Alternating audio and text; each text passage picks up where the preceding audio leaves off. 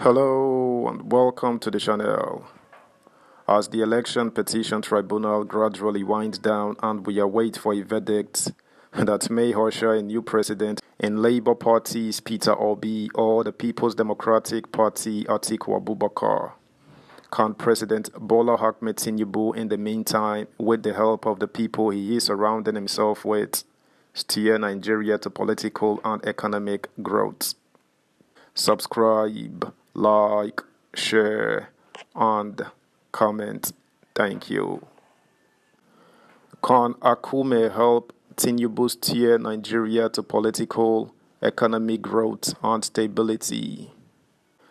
There is no doubting the fact that Nigeria is facing a myriad of social, political, and economic problems: poor infrastructure, unemployment, poverty, insecurity, increasing debt burden, fuel scarcity, economic downturn, inflation, and division along tribal and religious lines, among others, are the challenges facing the country.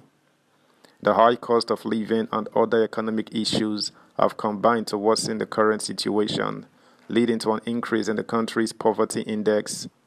According to the National Bureau of Statistics, 133 million Nigerians are multidimensionally poor out of over 200 million citizens. Corruption in government has continued to compound the country's woes, even as resources that are expected to contribute to gradually reducing the poverty rate are siphoned by a few people who take advantage of their positions in government.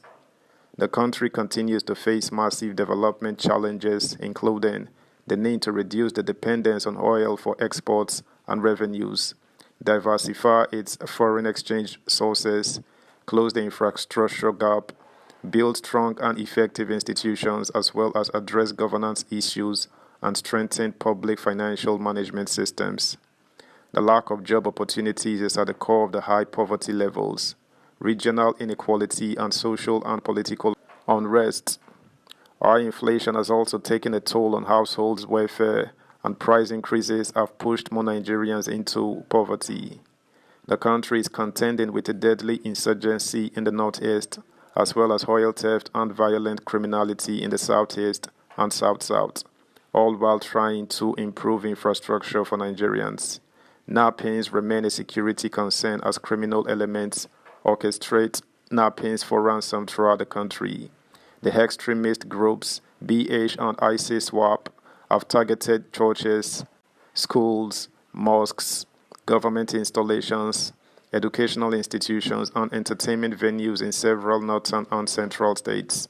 The recent renewed killings by herdsmen in Benue, Plateau, and Kaduna, key crop-producing states, are worsening the plight of farmers who are already faced with a myriad of crises threatening the country's food production. The herdsmen attacked Agatu, Akpa, Kwande, Guma, and Otukbo local government areas of Benue, Zagon Kataf local government area of Kaduna, and Mangu, Bokos, Bakin Ladi, Riyam, Jos South, and Basa local government areas of Plateau State, killing and sacking farmers as well as destroying properties and farmlands. Hundreds of thousands of Nigerians have been displaced due to this violence. Experts warn the situation would worsen the country's food crisis and derail its plan to broaden the economy through agriculture. While most of these challenges were inherited from the previous administration, others were a result of policies implemented by the present government. Recall that President Bola Tinubu, during his inauguration on May 29, removed payment of subsidy on premium motor spirit PMS, otherwise known as petrol, thereby skyrocketing the price from 185 naira to 500 naira per litre.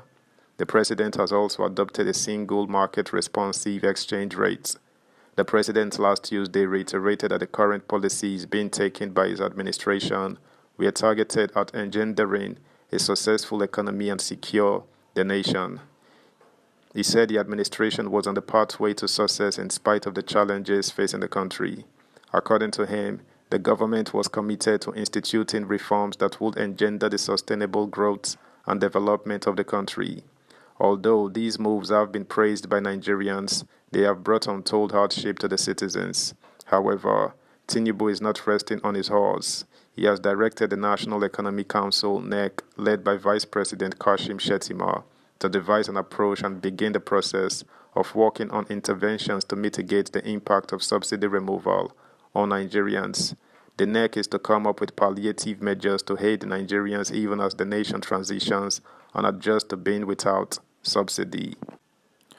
Aside from that, he has introduced other measures to cushion the effects of some of the difficult but necessary decisions the administration has taken. Some of the measures the president has initiated include signing the student loan bill into law, suspension of a 5% tax on telecom services, import tax on vehicles, among others. Therefore, it is believed that for Tinubu's government to function optimally and have its policies and programs monitored, coordinated and implemented, and to effectively drive policy formulation in the federal ministries, departments and agencies, MDAs, the appointment of Senator George Akume as the Secretary to the Government of the Federation, SGF, was apt. Subscribe, like, share, comment, and please turn the notification bell on. Thank you. Dubbed the engine room of the federal government, the office of the SGF is saddled with enormous responsibilities. It provides the president with strategic advice on policy matters, offers recommendations to facilitate informed decision-making, oversees the day-to-day operations and administration of the government, facilitates collaboration, resolves conflicts, and promotes the implementation of government policies across various MDAs. More so, SGF is responsible for organizing Federal Executive Council FEC meetings and interfaces the federal government with state governments or subnational body.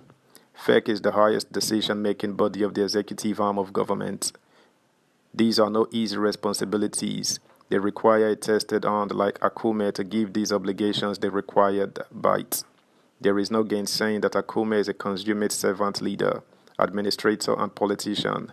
Before coming to the limelight, he rose steadily from the civil service ranks and held several important positions including chairmanship of LGAs and head of directorates before bowing out of the civil service as a permanent secretary to vie for the governorship of the state.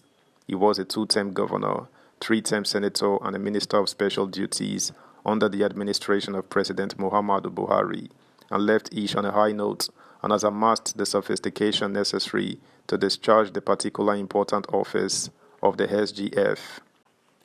That's the news, guys. Thanks for listening. Until next time, bye.